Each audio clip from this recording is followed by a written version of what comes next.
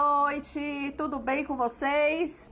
Hoje, 26 de setembro de 2020, finalizando o mês de setembro, deste setembro verde maravilhoso, estamos nesta live com o propósito de falar para vocês sobre transplante renal em crianças. E hoje nós teremos como convidada a nossa amiga e já parceira, né?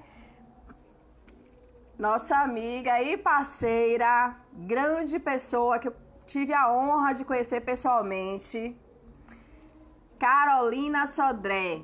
Então eu quero falar com vocês neste momento, certo? Que estaremos dando introdução aos assuntos e tem uma caixinha na interrogação. Por favor, vocês enviem a pergunta de vocês, todas as dúvidas, porque este momento vai ser maravilhoso. Eu conto que vocês compartilhem também a live, certo? Para que nós possamos divulgar e falar com várias pessoas sobre esse assunto abordado tão importante. Transplante renal em criança. Neste mês de setembro nós estaremos, trazendo esta abordagem aqui para vocês e essa discussão. E eu quero que vocês se sintam à vontade, certo? De trazer também as dúvidas que vocês têm, certo? Me coloco aqui à disposição, certo? Para estar lendo aqui todas as perguntas. E aí vamos dar a introdução a este grande momento, certo? Neste setembro verde. Este mês que nós trabalhamos, certo? E conscientização do transplante, conscientização de doação de órgãos, certo? Para que as pessoas venham estar todos ligados. Vitória já entrou, já tá todo mundo aqui. Gente, compartilhem essa live, viu? Chamem pessoas para que a gente possa abordar esse assunto aqui com todos vocês e também com as pessoas que precisam saber sobre isso, porque antes de eu me tornar uma pessoa renal, eu não tinha assim um conhecimento nesse assunto e também nunca me passou na cabeça que uma criança poderia nascer com insuficiência renal crônica, né? Por eu ser leiga no assunto, o assunto também nunca me chamou a atenção, por não ter uma pessoa próxima a mim, né? Nessas condições, apesar de quando eu era criança, minha mãe tinha um pensionato e tinha uma pessoa que fazia hemodiálise, mas nunca me levou, assim, a curiosidade, né, de saber mais sobre isso. Então, assim, essa live é super importante, né, vocês participar comigo, certo? Compartilhe a live, fale, chame pessoas, certo? Essa live estará disponível também na minha página no YouTube, Blogueira Renal, certo? Então eu conto com todos vocês, com a participação de todos vocês, porque no que a gente não sabe, a gente vai ficar sabendo, né? No que a gente tem dúvida, nós iremos juntos hoje tratar sobre esse assunto, que é um assunto assim tão delicado, né? Porque quando a gente vê criança, a gente quer que a criança seja aquela criança saudável, que aquela criança não tenha, né, o compromisso de estar no hospital 3 vezes por semana. Então hoje nós iremos falar sobre o acesso, se criança pode usar este acesso, que é a fístula, se a agulha é do tamanho da agulha de adulto. São coisas assim que eu realmente não sei, né? Qual o tamanho do rim que essa criança recebe? Ele pode receber o rim de criança, um rim de adulto, né? E essa abordagem também sobre esse setembro verde, sobre essa conscientização, né? Porque às vezes, assim, nós temos saúde, né? E graças a Deus não nos preocupamos, né? Não nos preocupamos com a situação, mas hoje nós estaremos abordando sobre esse assunto. Agradeço também meu penteado, certo? Minha trança super embutida, super bem colocada aqui, ó. Que minha amiga Fabi Nunes fez, certo? Meus recebidos de hoje. E aí, vamos lá, gente. Eu tô esperando a convidada entrar para a live para nós darmos início às perguntas e respostas. E eu gostaria de falar com você que esse mês de setembro verde foi muito proveitoso para mim. Eu aprendi muita coisa. Eu aprendi, assim, o que o setembro verde de todos os anos nunca me trouxe.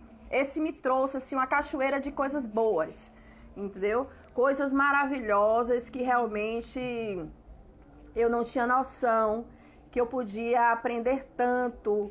Eu não tinha noção que eu podia conhecer tantas pessoas maravilhosas, tantas pessoas boas que Deus tem colocado no meu caminho, tantas descobertas. Esse mês de setembro tem sido um mês de descobertas, tem sido um mês realmente de primavera para a minha vida.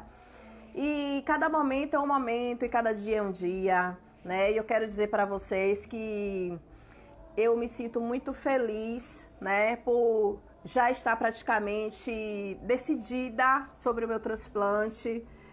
Faltam algumas pendências na minha saúde para eu tratar, para eu resolver, que é a minha saúde bucal. E depois disso, com certeza, eu estarei me alistando, né? Porque eu recebi tantos depoimentos, acho que vocês podem acompanhar no meu feed, certo? Depoimentos de pessoas transplantadas, depoimentos de pessoas que receberam rim e que estão vivendo uma vida, assim, totalmente diferente. E isso tem me contagiado, certo? E Carol está, hein? Isso tem me contagiado, isso tem me trazido, assim, bons resultados, certo? E aí, galera, compartilha a live, vamos lá. Carol entrou. Carol, boa noite, seja bem-vinda. Boa noite a todos. Você está me ouvindo, Bel? Perfeitamente, tá maravilhoso. Tá vendo? Porque eu não consigo me ver, né? Eu nunca consigo me ver. Minhas lives eu não escuro. Está linda, está com óculos caramelo, tá massa. Ah, obrigada. Olha só, eu estive com Carol esses dias, né? E até coloquei aqui no meu Insta chamando vocês que podem doar sangue, né? Que o carro imóvel estava lá disponível. Eu fiquei muito triste porque, infelizmente, as pessoas que estavam ali trabalhando estavam paradas, sem pessoas para doar sangue. Eu passei em torno de 4 ou 5 horas no hospital Roberto Santos e pude ver que, infelizmente, durante esse período não entrou ninguém para fazer doação de sangue. Então, assim, eu quero falar com vocês nesse momento que são doadores de sangue, que podem doar sangue, gente.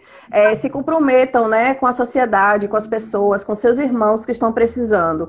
Geralmente, os pacientes renais transplantados, os pacientes renais em hemodiálise, muitos deles precisam, sim, de receber sangue quando a hemoglobina ela cai. Então, por favor, gente, se sensibilizem, porque o banco de sangue se encontra neste momento vermelho, nesse setembro verde, como eu coloquei para vocês. Então, assim, Carol, eu estou muito feliz. Eu tive uma manhã, assim, como eu te disse, memorável mesmo. Agradeço imensamente a você, né, pela recepção que nós tivemos ali, eu, Iveson e a Laine. E eu pude ver e pude contemplar. Já tem uma decisão entre São Paulo e Salvador. Eu estou optando por Salvador. Que bom, fico feliz. Sobre o meu transplante. Feliz. Agora, eu estou pensando ainda sobre o centro de nefrologia que eu vou optar. Eu sou paciente renal, né, em hemodiálise, e eu estou fazendo um estudo ainda sobre o centro de nefrologia que eu vou fazer essa opção, mas eu vou ser alistada para Salvador, ainda não sei o centro de nefrologia. Mas, assim, o que me trouxe essa decisão foi justamente aquela manhã que nós tivemos, o comprometimento, né? Como é feito o passo a passo, e ali eu me encantei realmente e saí convicta que eu farei meu transplante, se Deus permitir, em Salvador. Ah, que bom. Fico feliz, primeiro, de você ter amadurecido a ideia, né, e ter pensado nessa possibilidade do tratamento do transplante, né? Cada um no seu tempo e na sua hora. É isso mesmo. Agora, eu quero falar com você, quero agradecer, claro, né, por você se disponibilizar neste dia de sábado, fim de dia, né, para estar trazendo a gente, assim, várias informações. Tem mãe de pacientes renais aqui, a mãe de Apolo. Apolo é uma criança de 2 anos e 8 meses. Ele está sendo direcionado para Rio Grande do Sul para fazer seu transplante lá, certo? Ele nasceu com um problema renal crônico e ele já está em falência renal, precisando daqui uns tempos já de hemodiálise. Só que a mãe, por opção, já quer colocar ele em transplante.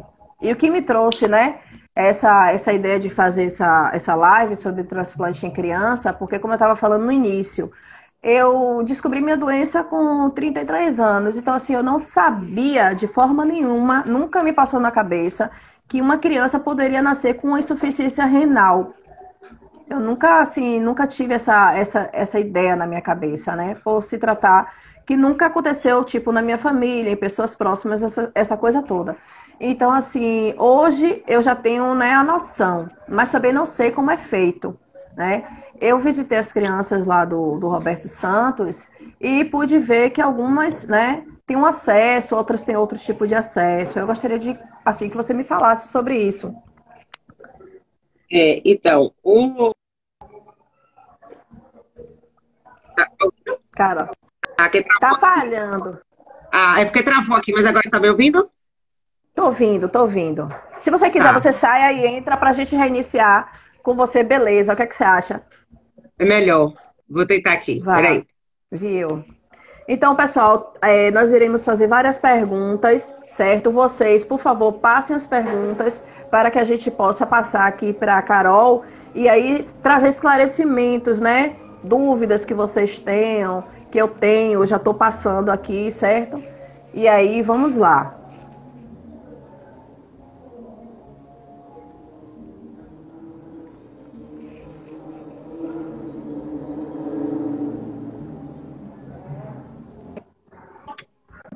Carol, eu queria te fazer a primeira pergunta, certo? Para a gente iniciar.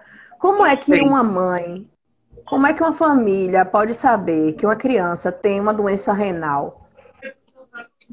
Então, nas crianças, né, a principal causa da doença renal geralmente é o que você falou, são as malformações, né? Então, essas crianças, elas geralmente nascem, né, ou com alguma malformação do trato urinário, tá? Ou no próprio rim, né, mesmo. Então, algumas são diagnosticadas ainda muito pequenas, ainda quando bebês, né? A esse diagnóstico e ficam em acompanhamento.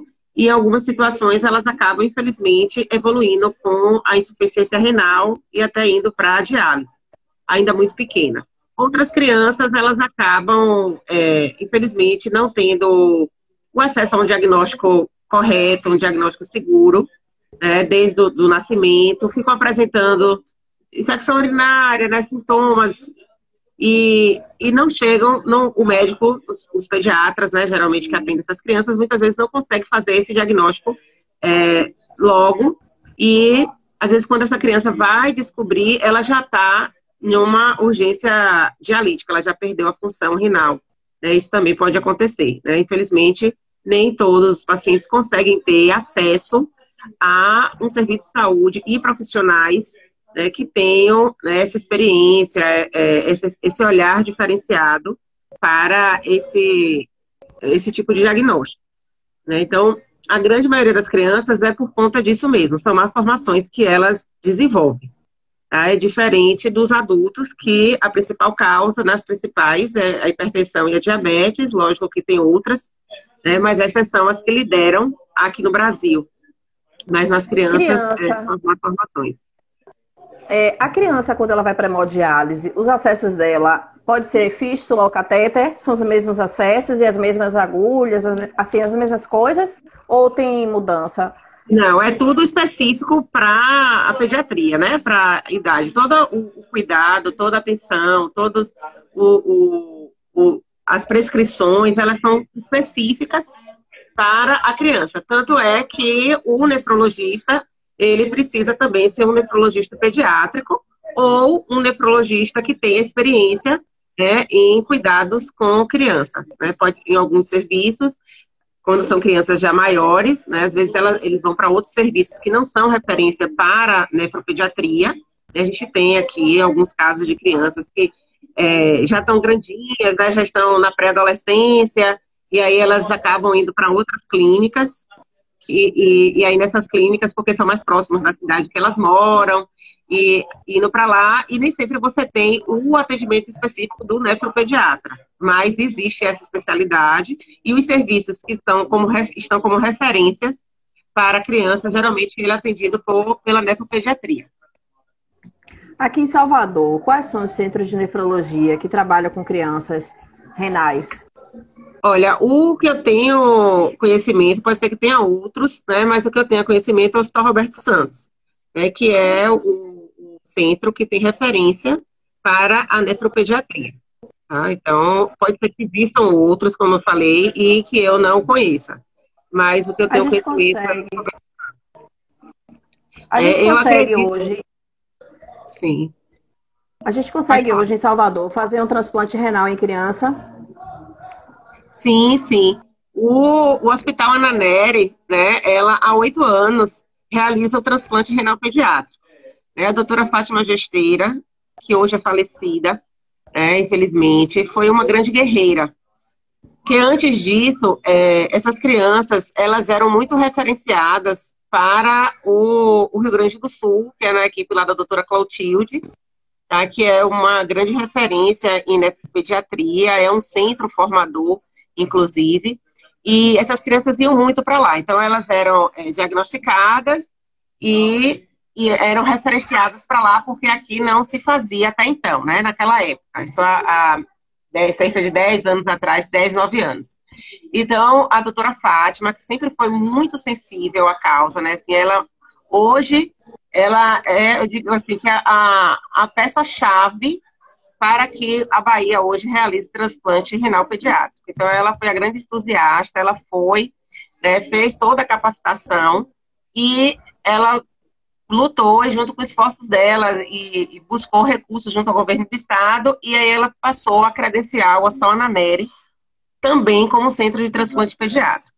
Então, hoje na Bahia, atualmente, nós temos duas equipes, dois centros que transplantam, estão habilitados para transplantar rim em crianças. O Hospital Ananeri, que foi onde a doutora Fátima começou, que já realizou, né, um número grande de transplantes, se eu não me falha a memória, acho que foi cerca de 70 transplantes em crianças, tá? Inclusive, ele é um dos centros do Brasil que transplanta crianças com baixo peso, crianças muito pequenas, porque ainda tem isso. Nem todo centro que transplanta criança, transplanta as crianças de baixo peso, que são aquelas crianças com menos de 10 quilos.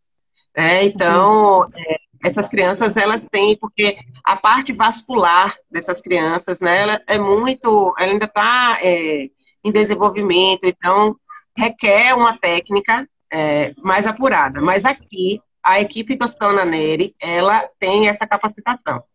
Então, a gente realiza aqui, doutora Fátima faleceu, mas doutora Cláudia Andrade, junto com a doutora Daniela e a doutora Marina, elas deram continuidade ao serviço, e o serviço nunca parou. E além do Hospital Ananeri, o Hospital Martagão Gesteira também está credenciado para transplante renal. Então, o Martagão, ele se credenciou para fígado, rim e medula, né? Só pediátrico, porque é um hospital pediátrico.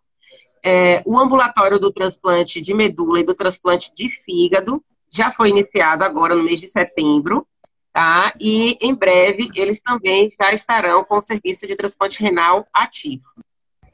Legal, Tá legal. ouvindo? Boa. Tô ouvindo perfeitamente. Tá. Então, Não, hoje tô a gente... ouvindo, tô vendo, tudo direitinho. Pronto. Então, a gente realiza nesses centros, né? Nós temos as crianças listadas.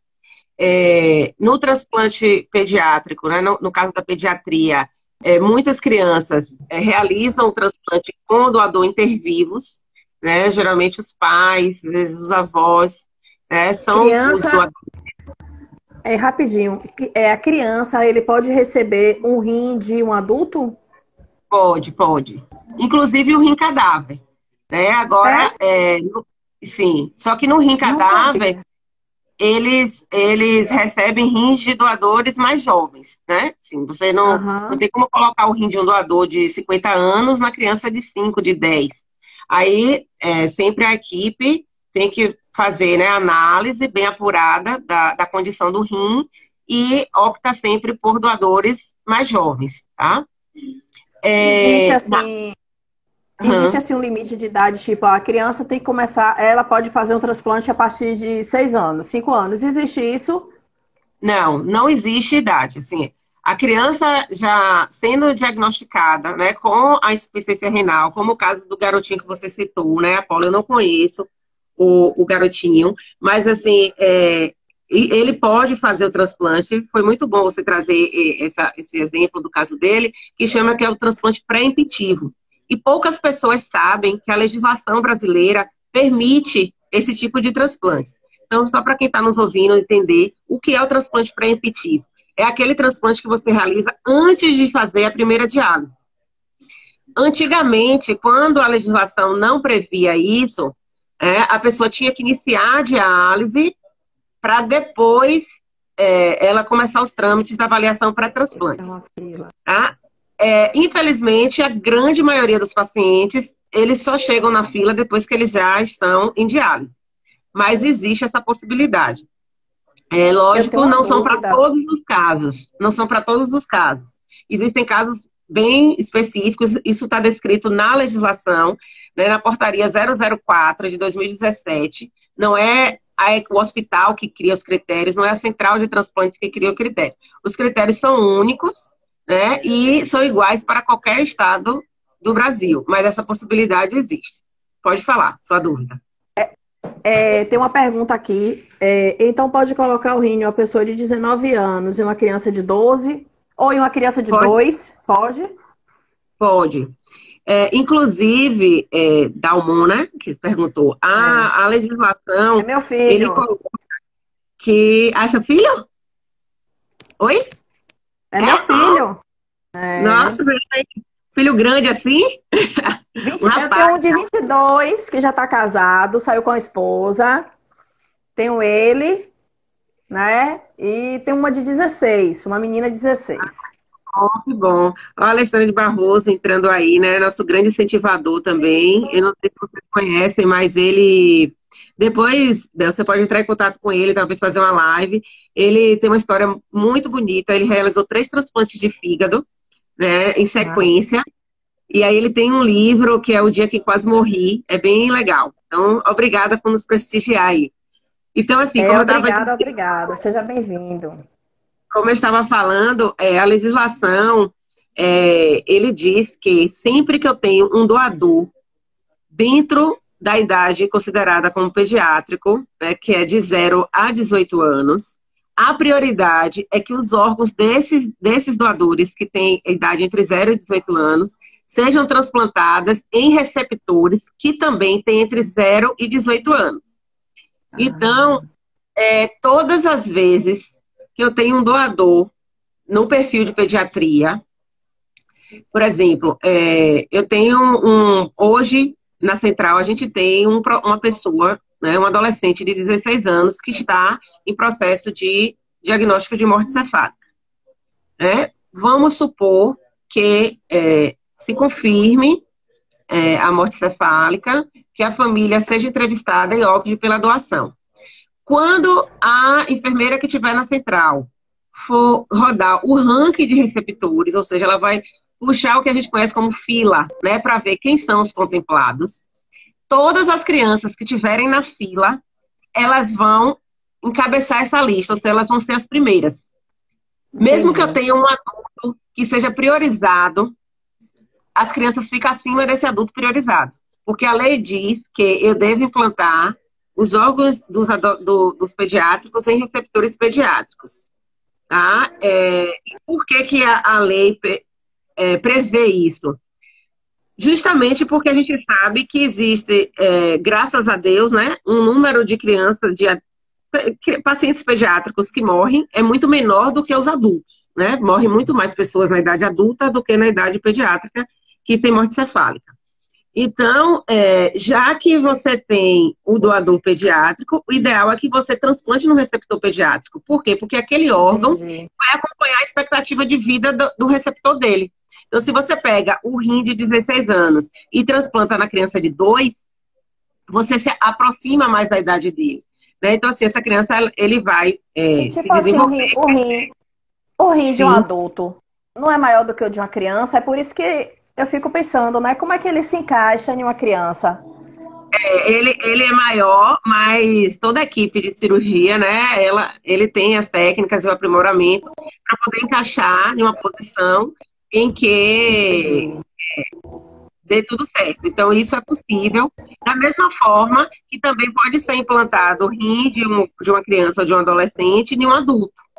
Às vezes, no Entendi. adulto, quando a criança é muito pequena, quando a doadora é criança e ela é muito pequena, e se você não tiver receptores adultos ou crianças, precisa botar no adulto, a gente pode fazer o que chama de transplante em bloco. Que você pega os dois rinzinhos pequenininhos da criança e implanta no Sim. paciente adulto. Aí ele vai fazer a função Ah, que o adulto precisa. gente, informações assim que eu não sabia realmente. Eu tenho uma pergunta para fazer. Lembra que eu disse que tinha uma dúvida? Então, Sim. tipo, uma pessoa adulta descobriu insuficiência renal e está com, tipo, 10%. Ele pode ir para hemodiálise, mas ele tem um doador vivo que pode fazer esse transplante. Na nossa legislação, é permitido que este paciente vá para o centro cirúrgico sem passar pela hemodiálise ou primeiro tem que passar pela hemodiálise? Não, se ele preencher os critérios para transplante pré-empitivo, né? Por exemplo, os pacientes que são diabéticos, né, e que tem um clearance, se eu não me engano, até 13. Então, existem critérios que permitem que ele não precise dialisar. Ele pode ir para o transplante antes de fazer a primeira diálise. Tá? Isso aí E é uma se, possibilidade. e se ele não preencher, tipo, ele não for um paciente hipertenso, diabético, nem cardiopata, aconteceu uma doença autoimune, certo? Nesse paciente, foi meu caso, tô falando de mim. Aí, assim, eu não queria ir para hemodiálise, porque para mim a hemodiálise seria morte, isso realmente aconteceu. E aí depois eu aceitei a hemodiálise, não quero sair por enquanto, não tô na lista de transplante. Aí, um exemplo, aí essa pessoa, eu consegui um doador vivo, e aí vou lá e falo assim, não, eu tenho um doador vivo e tal, bateu a Pronto, compatibilidade, eu posso fazer pode. Aí o você transplante sem vai, pré-hemodiálise? Em pode. Salvador, eu tô falando assim, é nível Salvador. Pode, pode. Você vai passar pelo nefrologista, ele vai te avaliar. É aquela situação. Tem que ser uma avaliação caso a caso, né? Às vezes a indicação que tem para Maria não vai servir para João. Então, por isso que é importante passar por uma avaliação de um médico, né? Tem que ser um nefrologista transplantador. Esse médico vai avaliar a condição do paciente, né? Ver se é possível, e aí, se for possível, ele vai indicar o procedimento, né? Mesmo o Entendi. paciente tendo o doador vivo, é obrigatório por lei que esse paciente seja inscrito na fila do cadáver, tá? Então, todo paciente que transplanta com doador vivo, ele vai entrar na fila do cadáver.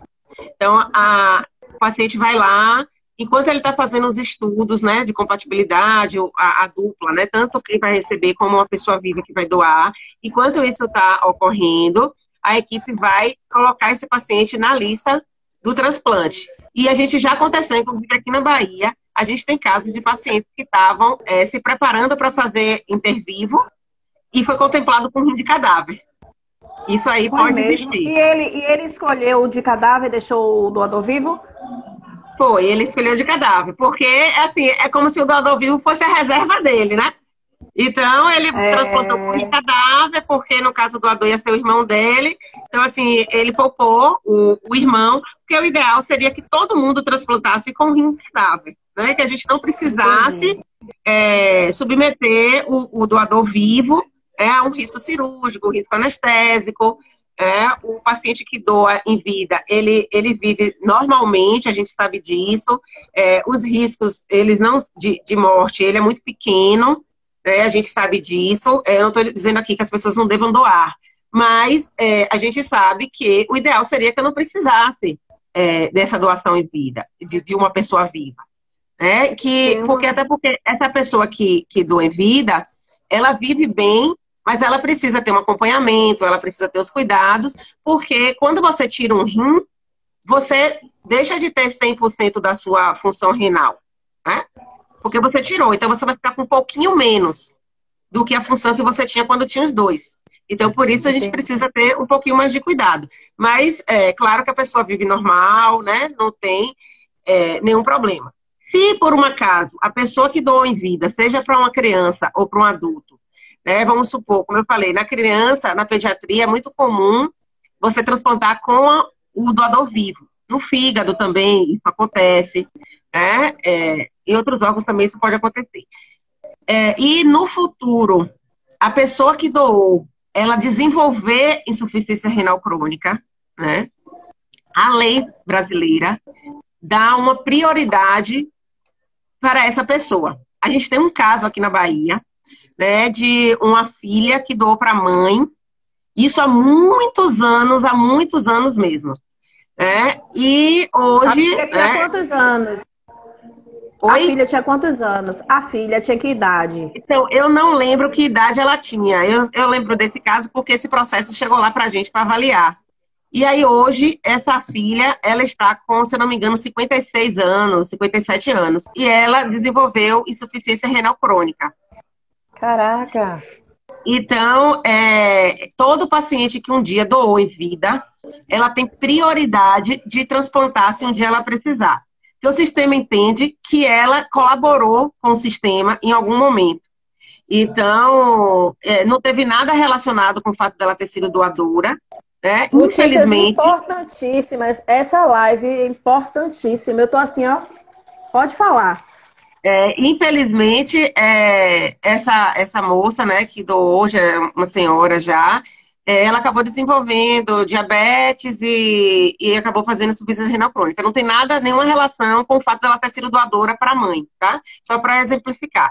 Mas que a legislação, poucas pessoas sabem disso, mas a legislação garante isso. Para quem doa um rim em vida, ou parte do fígado, ou parte do pulmão, se um dia essa pessoa precisar de um transplante desses órgãos, né, do órgão que ela doou, ela tem prioridade na fila. Carol, eu tenho vontade, arde isso no meu coração, sabe? E eu agradeço a Deus por ter te conhecido através de Dani. Eu conheço Dani há muitos anos, mas enfim, eu tenho vontade, assim, de fazer uma palestra, que eu não sei sobre esse assunto, mas assim, tipo, chamar as pessoas, entendeu? Convocar as pessoas, os acompanhantes, né, desses pacientes renais, colocar assim em um grande auditório e parar e falar com essas pessoas sobre esse assunto, sabe? Que é um assunto tão importante, é um assunto que a sociedade precisa, que a sociedade tem carência de ouvir sobre isso. É um assunto assim que a gente deveria estar tratando todos os dias, falando sobre isso, porque assim como eu, né, quando eu não tinha esse problema renal crônico, não me atentava para esse assunto, existem milhares e milhares de pessoas que não se atentam a esse assunto, que é tão importante. Eu não sabia que o rim tinha uma função tão importante na minha vida, e hoje com a falta dele eu sei. E assim, essa mensagem sua é tão esclarecedora, você passa pra gente assim, você passa assim, tipo de igual para igual, você passa a mensagem que a gente consegue captar, que a gente consegue entender, entende? O assunto. É muito claro as coisas que você passa. Então, assim, eu realmente estou amando, certo? Eu quero dizer para vocês que essa live vai estar disponível no Instagram, no YouTube.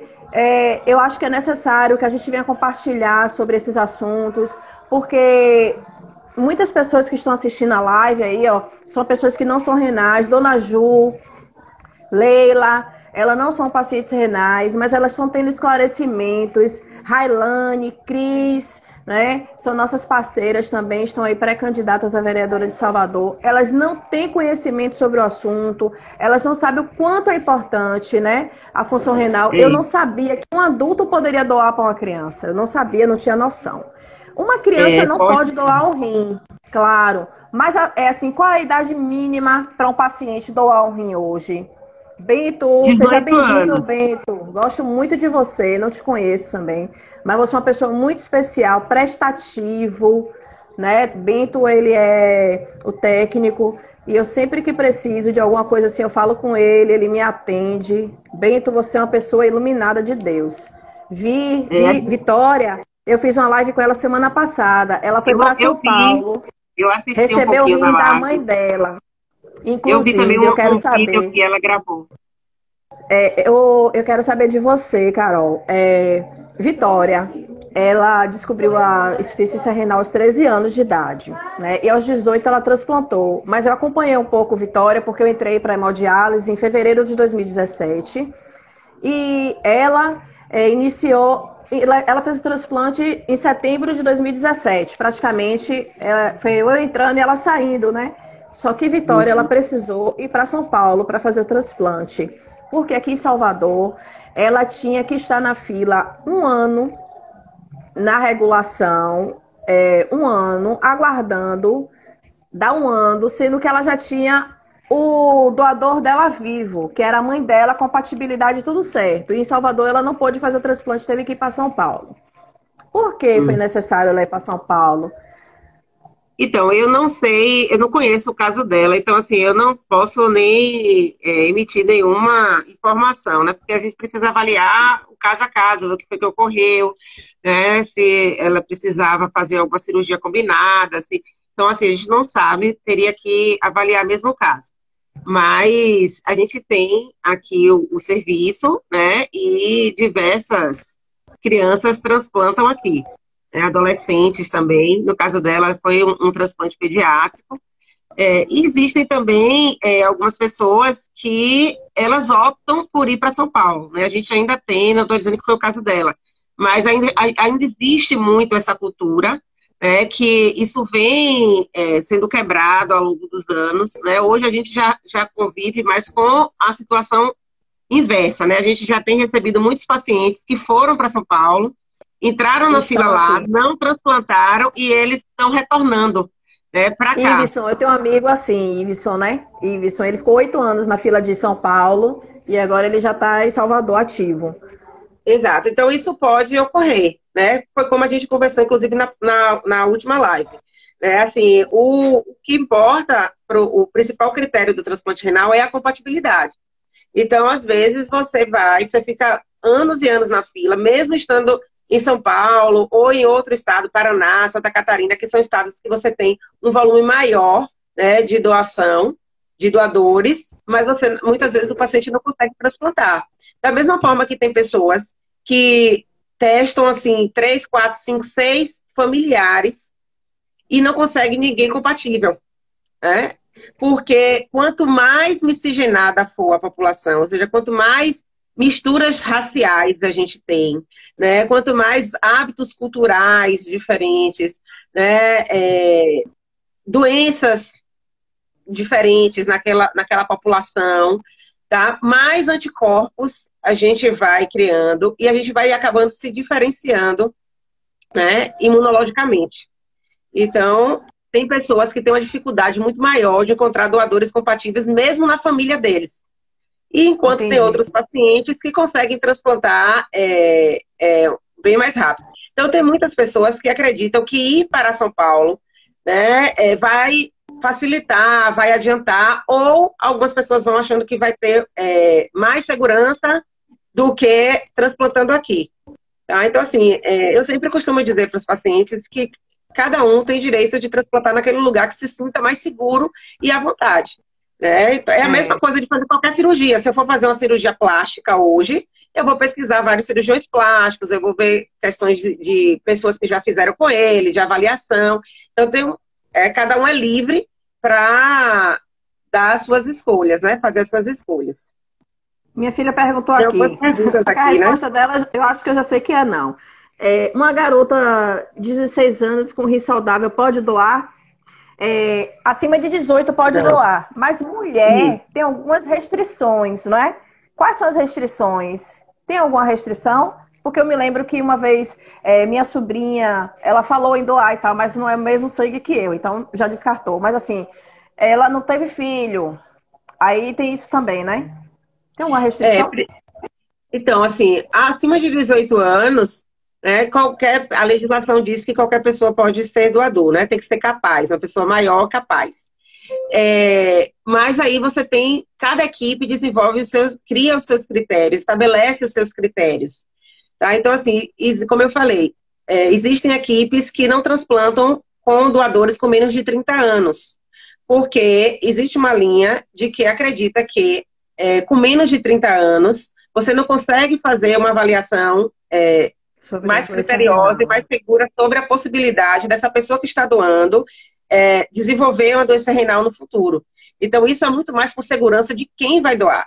Porque quando você vai fazer uma nefrectomia para tirar o rim de uma pessoa que está totalmente saudável para transplantar em outra, você tem uma carga de responsabilidade muito grande. Né? A equipe que vai fazer isso.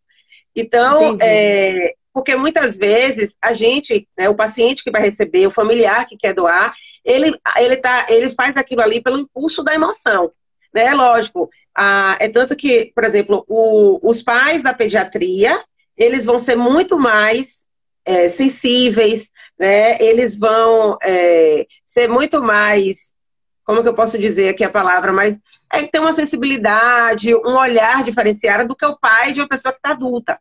Porque você está ali com pediatria, ninguém quer ver seu filho sofrer, né? É chato fazer diálise, é um sofrimento. Então a gente sabe disso. É tanto que a maioria dos pais querem doar logo para os filhos, porque ninguém quer ver seu filho assim. Mas a equipe de profissional, ele precisa ser técnico, né? Ele precisa ter o olhar profissional. Então, assim, é uma decisão que a gente não deve fazer simplesmente com a emoção. Por isso que tem avaliação psicológica, tem avaliação social, avaliação da enfermagem, né, de uma equipe multiprofissional. E a gente precisa compreender também que, infelizmente, a gente vai ter parentes, né, que não vão se sentir seguros para doar. E eu sempre falo sobre isso, que a gente precisa ter essa compreensão também. Porque às vezes a gente acha que é por má vontade, é porque a gente é ruim, é porque se fosse eu no lugar dele eu doava. Mas a gente precisa respeitar, né, o tempo e a decisão de cada um. Às vezes naquele momento ele não está se sentindo seguro, mas em um outro momento possa ser que faça uma nova avaliação e ele se sinta. Então é importante que a gente também avalie isso. Tem a Aline Bispo aqui, né? A Aline, ela é mãe de Aleph. Aleph, eu conheço ele. Oi, Aline. Ele faz HD lá no Roberto Santos, ele é lindo. Ela botou assim, tem crianças que são inscritas em São Paulo, também por indicação médica, por ter número de anticorpos alto. Isso, as crianças são as crianças hipersensibilizadas. Né? São Paulo tem um serviço, né, que existem outros serviços no Brasil também, são poucos, mas existem, e são serviços referenciados para receber pacientes que são hipersensibilizados. Esses serviços são programas que recebem, alguns deles recebem um financiamento específico do Ministério da Saúde para fazer esse tratamento. É um tratamento que é muito mais caro, né, que requer alguns equipamentos, muitas vezes, que são mais raros, né, não são todos os centros que têm. Então, de fato, você tem algumas crianças que têm indicação de ir para fora por conta disso. Outras crianças, às vezes, elas têm outras complicações associadas à doença renal crônica e precisam de outros procedimentos associados ao transplante, né, e que, às vezes, há uma indicação do paciente ir para um centro, né, que, às vezes, tem uma maior experiência com aquele tipo de doença relacionada ao transplante. Então, por isso que é importante passar por uma avaliação médica. Né? Muitas vezes, eu sempre digo para as pessoas, a assistente social que trabalha lá na central com a gente, que é Kátia, né? A gente sempre orienta os pacientes. Antes de você tomar a iniciativa, de comprar uma passagem, de ir por conta própria para São Paulo, passe por uma avaliação aqui, né? Para que o médico converse, o médico faça uma orientação, né, adequada. Porque, às vezes, a gente vai naquele ímpeto da emoção. Mas são muitas as situações, não é simplesmente comprar uma passagem e ir lá. Né? Você tem toda uma questão que perpassa por isso, desde questões sociais, financeiras. Né? Às vezes você faz um planejamento e acaba esse planejamento não ficando fora do que você pensou. Né? Então a gente já teve aqui diversos casos de pacientes que foram, né, e acabaram sendo devolvidos para cá por questões sociais graves. Né? E quando eu digo questões sociais, assim, não é questão só de dinheiro, de financeira, mas é questões sociais mesmo, de o único acompanhante que a pessoa tinha precisava vir embora porque tinha que trabalhar, porque ela não podia perder o emprego. E às vezes a pessoa acha, vou tirar 30 dias de férias e vou para lá e fico 30 dias e vou embora. Então a gente precisa ter se cercar das informações melhor, né? Para ir com a maior segurança. Você tem um compromisso agora, né? Já está no seu horário, mas dá para a gente estender mais 5 minutinhos? Dá sim. Mas a Aline, eu gostei da sua participação, não sei se ela ainda está aqui. Né? Aline, a mãe de... Aline, tem uma Aline também que é mãe de Apolo, né? Apolo de 2 anos e 8 meses, que provavelmente vai fazer no Rio Grande do Sul. Mas eu também não sei o motivo, né? Ela botou aqui no início, eu estou procurando aqui a mensagem dela, não consigo achar a causa da doença dele. Sou mais um rim falou. Cris também mandou uma pergunta aqui, como é que pode tratar dos rins e tal. Eu vou deixar essa pergunta para terça-feira, que eu vou fazer uma live com a Nefro, doutora Ah, Menegoso. pronto. Aí E é veio muito ter uma importante mesmo. pergunta. Espero que as pessoas entrem nessa live, né? Porque eu sempre É, defendo que a fila de transplante, ela nunca vai reduzir se a gente não se prevenir.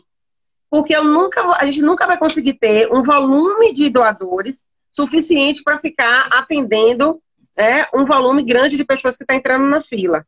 Então, cada vez mais, infelizmente, as pessoas estão desenvolvendo insuficiência renal jovem, né, cada vez mais jovens, com 20, 30 anos, e muitas dessas doenças podiam ter sido prevenidas se a gente tivesse tido cuidados básicos, né, como, por é, exemplo, beber água, né, e outros cuidados. você que é da área, né, da saúde, uma pessoa com vida saudável, quantos litros de água ela precisa tomar por dia? Então, hoje a recomendação é que você faça um cálculozinho. Você vê seu peso, multiplica por 30 ml, né? Aí você vai achar o valor.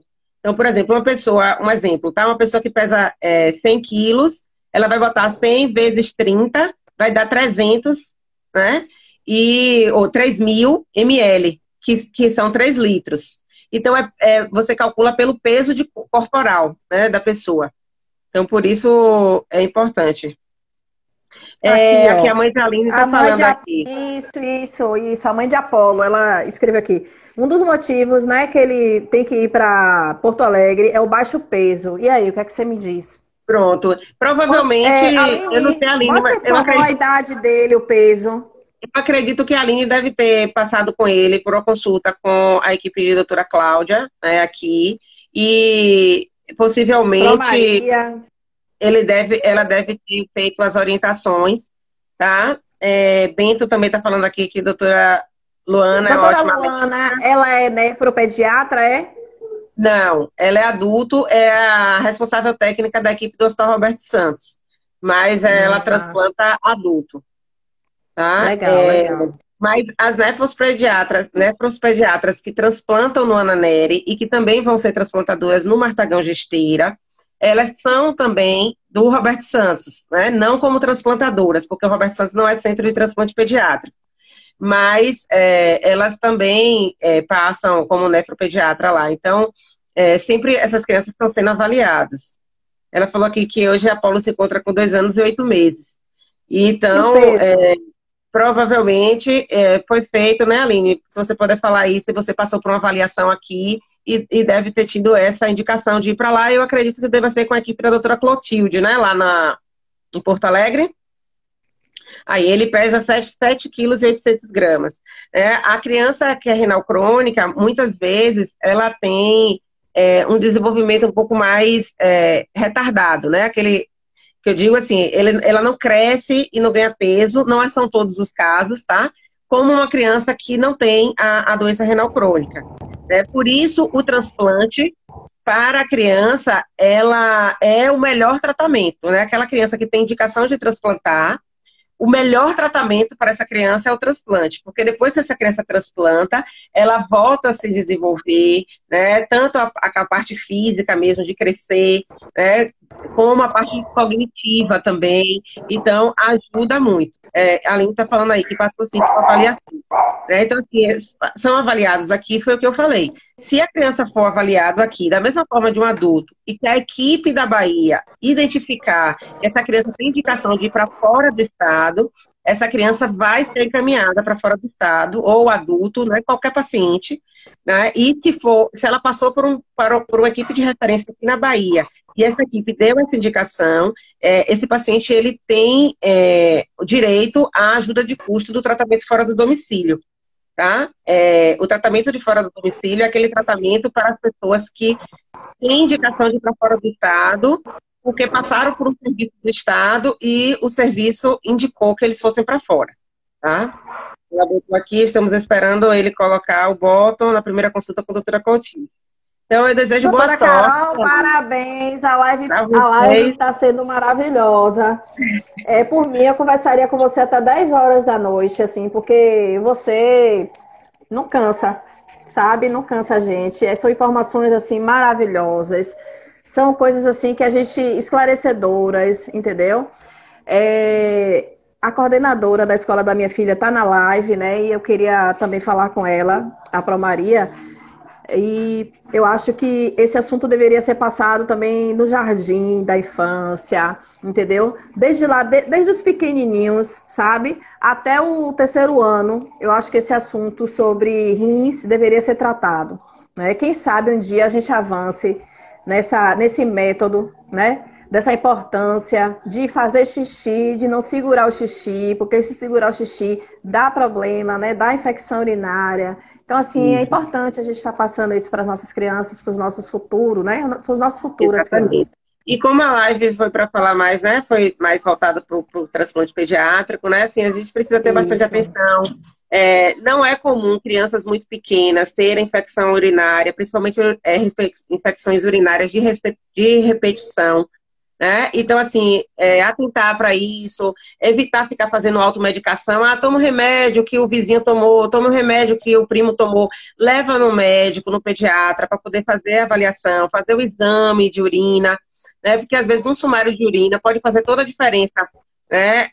Isso, a cor do xixi também, né? A mãe observar, porque às vezes a criança tem aquele xixi alaranjado, aquele xixi amarelo, não é? Observar a cor do xixi é importante. Aí eu quero te agradecer, Carol. A Aline botou aqui, me sinto triste por aqui na Bahia não ter suporte para o transplante.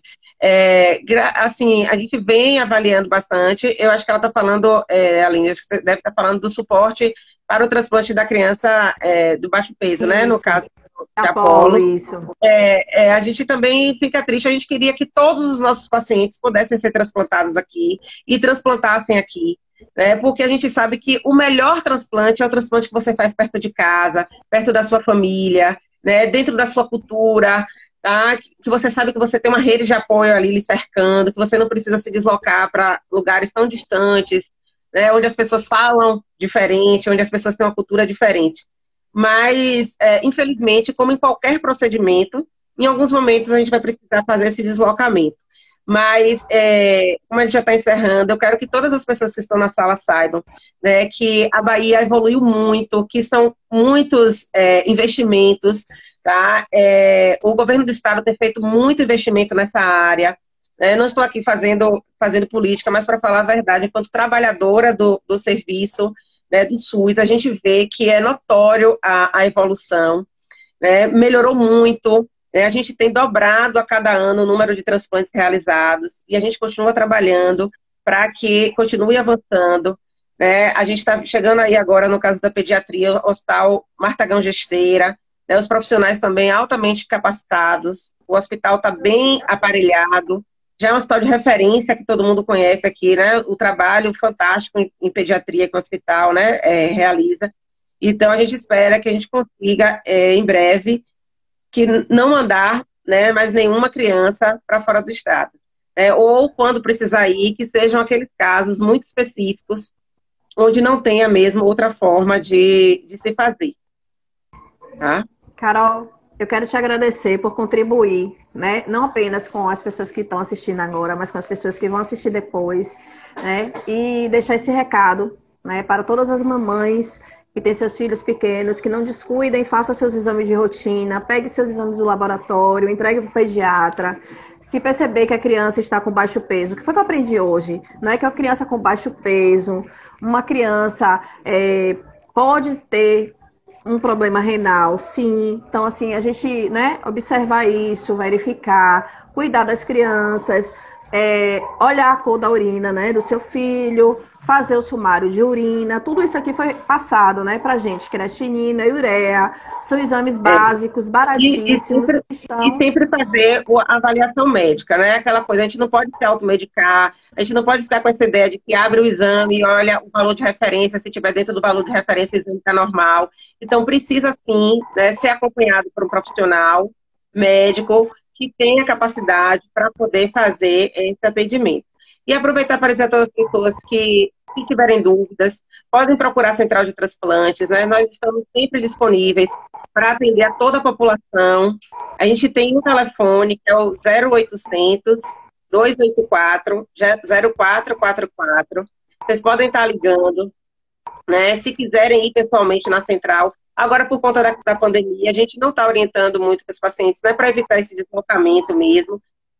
Mas nós continuamos lá, a central funciona 24 horas, todos os dias da semana. Tá? E Renata está aqui presente, sou mais meu rim. Ela é médica, anestesista e atualmente ela é paciente renal em hemodiálise. É uma pessoa que tem assim, uma experiência absurda também, né? Porque ela descobriu a doença renal e teve que deixar o seu emprego, né? Na medicina e tal, ali cuidando de pacientes também, para poder fazer o tratamento. Está em fila de transplante, aguardando. Ela é do Rio de Janeiro, se inscreveu em São Paulo e aí pronto. E aí vai. Bento, obrigada, Bento, por tudo. Obrigada, Carol. Deus abençoe. Obrigada por todas as pessoas que estiveram na nossa live. Carol, vamos fazer outra live lá na frente, viu? Por favor, sim, porque realmente o conteúdo assim é muito importante. Obrigada, né, por você se dispor, né? Obrigada pela atenção, pelo carinho, pela parceria, porque não é mais uma convidada, é uma parceria mesmo. Ela botou aqui, ó, sim, estou afastada do trabalho, morrendo de saudades dos meus pacientes. Espero que logo, assim, né, você consiga voltar para seu trabalho e contribuir muito, né, com todos os outros pacientes que precisarem de um atendimento de saúde, né, na sua área. E Bento, Dona Ju também, obrigada. Bento é maravilhosa. Vai lá visitar a gente e bater um papo. A gente está lhe esperando lá. Aline, Deus abençoe também aí Apolo, né, que está nessa luta, com fé em Deus, ele vai conseguir, viu, Renata? Obrigada a todos vocês, obrigada, Carol, muito obrigada pelo esclarecimento, assim, né, que eu não sabia que o rim de um adulto poderia ir para uma criança, foi maravilhoso a sua explicação. Todas, Pro Maria, Deus abençoe, obrigada a todos, vou encerrar a live, mas a live estará salva. Olha o número aí, ó, 0800 284 0444. Eu vou anotar esse número no meu... Quando eu salvar agora, eu vou anotar esse número. Vou deixar lá. Não se preocupe, Bento, que você vai me conhecer. Eu sou essa pessoa assim, espalhafatosa. Todo mundo diz que me acha engraçado. Mas é a vida, né? A gente tem que levar a vida assim. Na alegria. Um beijo a todos. Deus abençoe. Beijo. Tchau. Obrigada.